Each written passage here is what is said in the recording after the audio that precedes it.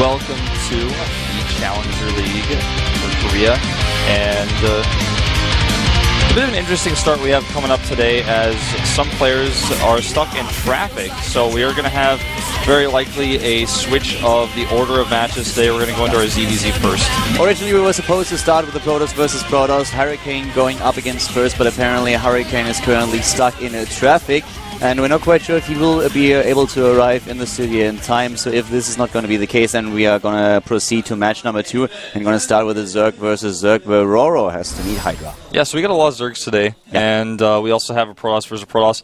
Don't forget that Bomber did actually forfeit the Challenger League, so he is for this season done. And you know, he cited health reasons as far as I was able to search. So he will not be playing his match against Effort. Effort will get the walkover for that. Exactly. So the 3 best of 3s that we have in total for you today. Later on, then we have another match coming your way, of course. But first of all, we have the 2 mirror matches.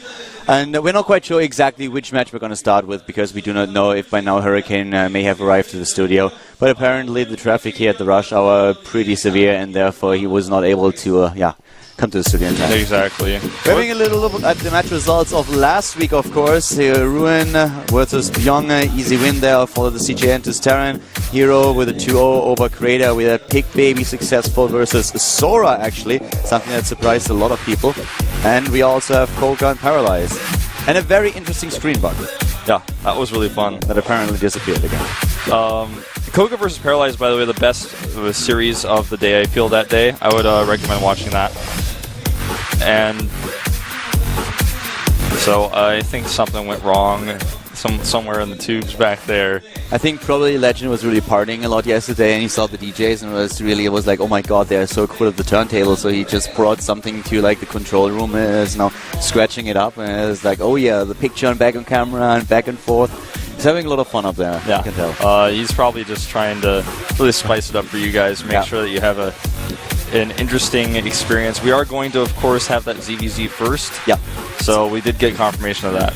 Exactly. So here are currently the games that you're going to see today. RorO versus Hydra, Hurricane versus First, and then last but not least, Yoda for LGRM has to deal with Jinek Wingwings True. So we're going to have a Terran versus Zerg for you as well.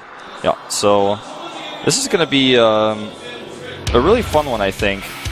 We have 2 mirror matchups, and that can always be either really quick and painless, or painful, I guess, depending on who it is, because if you win, it's pretty painless for you, otherwise your opponent not feeling the same way. But it could also be, in ZVZ in particular, a really long matchup where you go late game, it's Mass Roach Hydra versus Mass Roach Hydra. And to be honest, both of these players don't really strike me as super aggressive in this matchup with how they played in the past. So I think we could actually have some pretty long ZVZs here. We could have the mid-game ZVZs, but every now and then, of course, in Zerg vs. Zerg, you have your early pools. RorO player that from time to time is showing his aggressiveness here with Hydra. We have basically the same.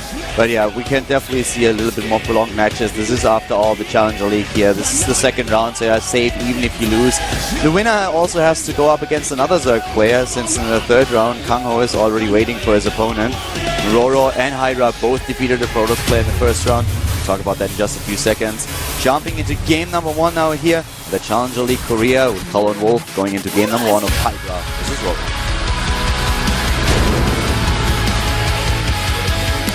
Starting to the bottom right, we have currently the Zerg player in blue.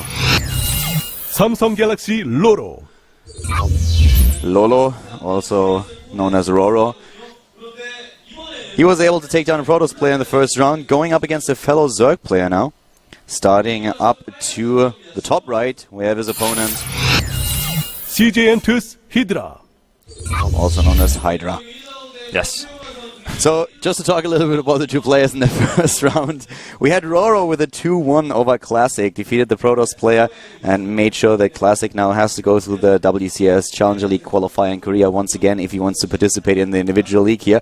Hydra, on the other hand, was successful versus Yonghwa, who lost already in the Premier League and then had to face the Zerg player in the first round of the Challenger League. So Yonghwa, with the same fate, has to go through the qualifier again if he wants to participate in the first season of 2014. The 2 Zergs are going to fight it out here, and the winner will go up against another Zerg player. And right now we have actually already a bit of a difference in build orders. Just a slight one, but currently we have Pool into Gas. And that makes it actually really interesting, because up to this point I was expecting Pool into Hatch. But we have Pool into Gas versus Hatch first. You know, Hatch first, I like it as a build on this map because it's such a big map. It is a 4-player map. Even if you spawn vertically or horizontally close, then you still have a ways to go. But on the other hand, RorO, with a faster speed here, is going to be able to get an insane amount of map control, especially because of how large this map is with his speedlings. And he, you know, he's going to have a really, really fast starting speed. In fact, he may even be super aggressive with this. That's just going to be a cancel, of course, there. He definitely will be. There is no reason whatsoever on a map like this to go into Gas if you don't want to be aggressive from the start. The usual build for him would have actually been just to go into a pool and then start his Hatch.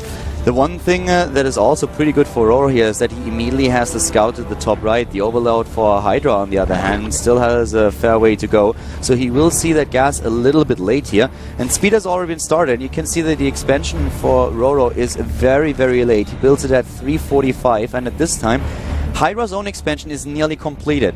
So Hydra's Overlord is now actually going to see the timing, and he will immediately be able to deduce that there is been a little bit of weird change. And this is exactly why we have the Spine Collar here. He knows for sure, well, you started not only with the pool first, but most likely you already invested in Gas, because if not for that, you would have had that Hatch a long time ago. You're absolutely right. So, good observation here by Hydra.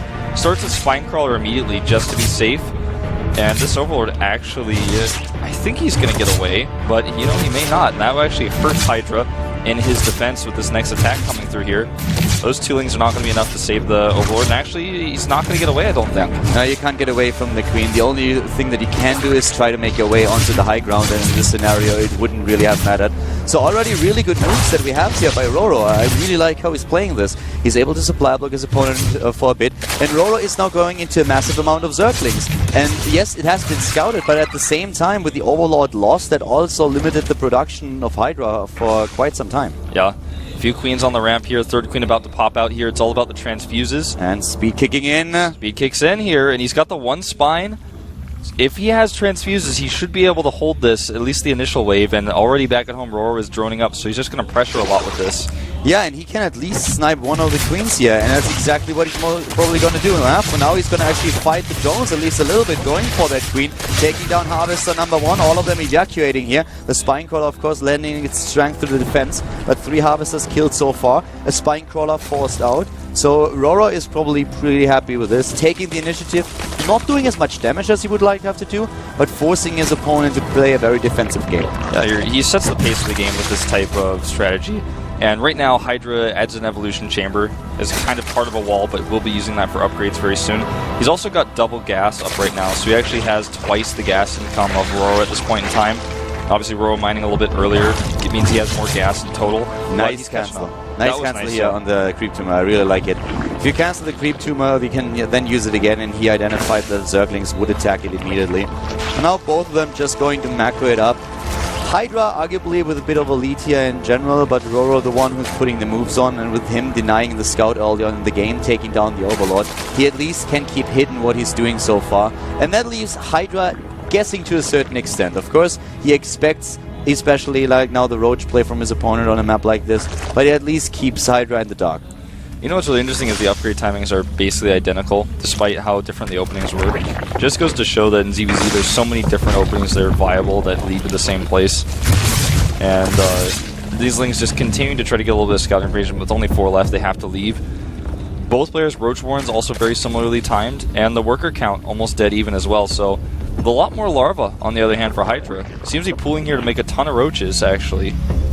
I'm not quite sure how successful that's actually going to be, but we do not have the lair tech for him just yet. RorO is the only one who starts his lair, so if Hydra doesn't start his own tech very soon, then we will indeed see all these roaches. And yep, there are 9 of them already, and they'll be on their way. But with how the map works and the distance here, I don't think it's going to be a big issue for RorO. He should see that the Hydras are there, the roaches of course, unless Hydra really saves in the main base until he has a massive amount and then moves out. Then he might be able to just get there in time before Spine Crawlers and roaches are done for RorO. He's got to be careful. I think he can actually snipe these queens here. Yeah, that was... even with transfuses, he's definitely going to lose one, I feel. Well, roaches come out to rescue, but he has to show his roaches in order to do so. which means that this gives a lot more time to RorO to prepare for what's coming. He can get his own roaches up and maybe make a spine crawler or two if he wants to be super safe. And the Overlord sees as well. Yeah, this is a little bit of a difficult situation for Hydra now. He needs to do a lot of damage with this. If he is not able to do damage, then he will fall far behind. Since he does not have his own tech, we have even an expansion coming up for RorO now. Maybe a little bit overzealous with that, but he's going into a third. He has the better harvester count already, and also the much better tech than his opponent. If he can stop this wave, he will take a massive lead in this game. Yeah, but stopping this is not going to be easy. It is a long rest distance, like you said, but he's already here. And the concave better for RorO right now, but he's got to move back. He didn't make any spine crawlers. Oh, he's getting his roaches on the other hand, and he has the queens here. They can lend their strength also to the defense. The upgrades are already done. They are both on 1-1 if I'm not mistaken. More and more roaches now streaming in for Hydra. Immediately the drones are being pulled here, going in and doing their damage. Mineral Ward at first blocking the entrance. The reinforcements streaming in. Yeah, reinforcements streaming in here. A lot of drones going down. And Hydra does seem to crush RorO here. RorO does not have enough. He underestimated this push a little bit. He really did. He made a third base. He did not make any spine crawlers, and his roaches were just a little bit too late.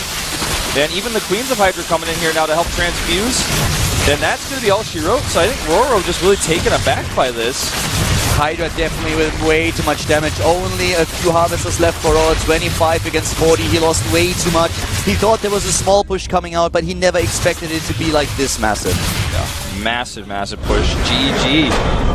And, well, you know, usually when a push like that gets scouted on a map like this, there's a more serious response, and usually you expect a player like RorO to be able to hold that, but RorO wanted too much. He wanted too much. He wanted the tech, he wanted to have the expansion, and it just was not very feasible against what we had here for Hydra. Hydra was going nearly all in with this. He tagged behind this, but at the same time he was just throwing such a massive amount of units against his opponent that RorO was overwhelmed. He had 15 more harvesters than we saw for Hydra, so he already sacrificed lava, he had the drones there, and he just underestimated this push. Yeah, he really did.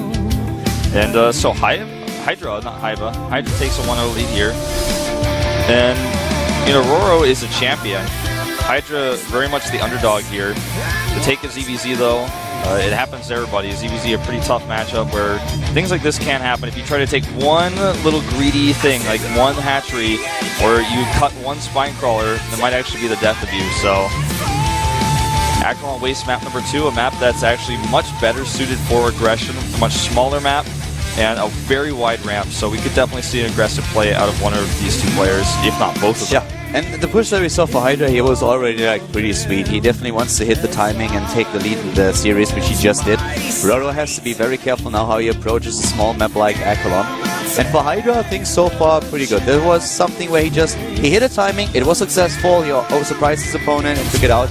Didn't have to show anything else. And we will have to see what exactly he has in mind for map number 2. Acheron, what has he planned here? What is RorO going to do? Game 2, RorO versus Hydra, the WCS Challenger League. Wolf.